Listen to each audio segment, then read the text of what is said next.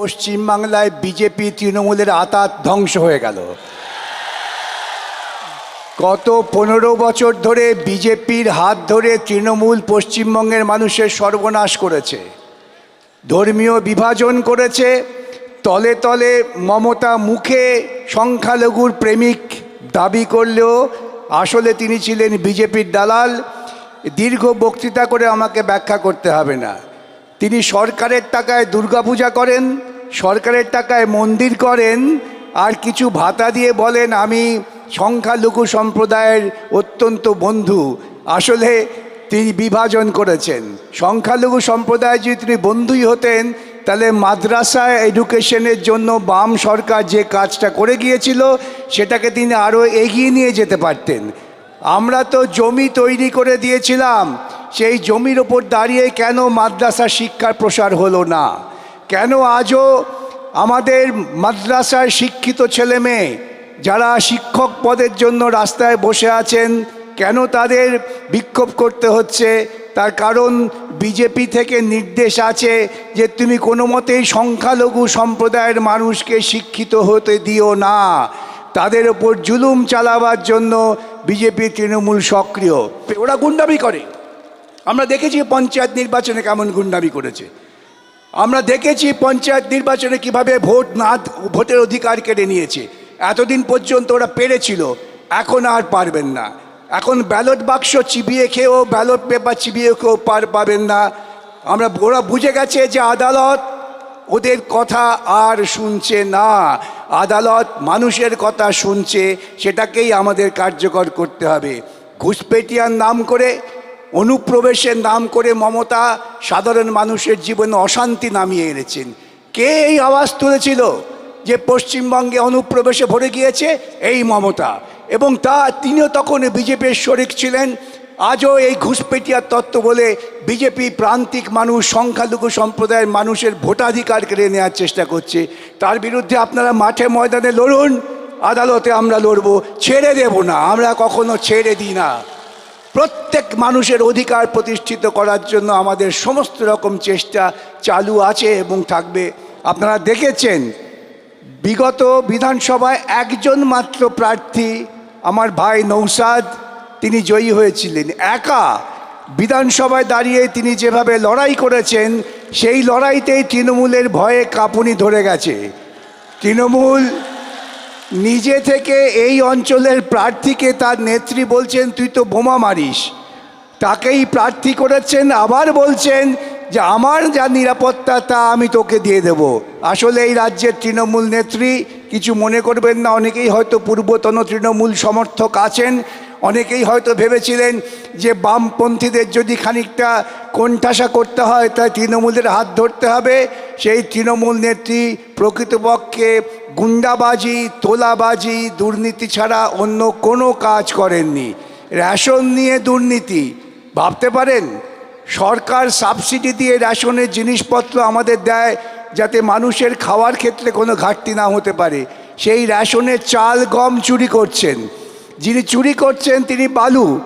আর মুখ্যমন্ত্রী এই মঞ্চের ও প্রান্ত থেকে এ প্রান্তে দৌড়চ্ছেন, দৌড়ে বলছেন বালু খুব ভালো। বালু কোনো দোষ করেনি, 16 মাস জেলে ছিল।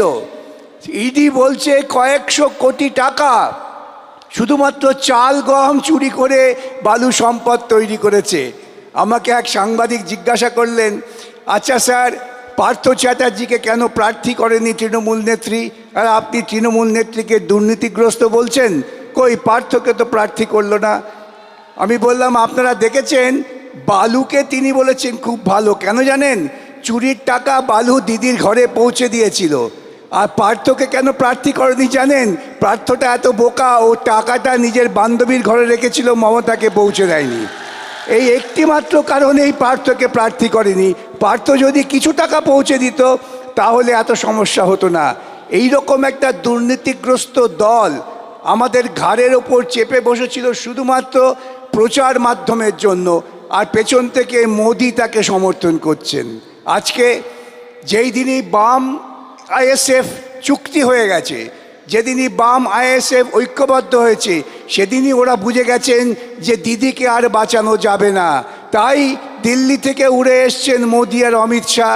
তারা আসলে দিদিকে রক্ষা করতে চান।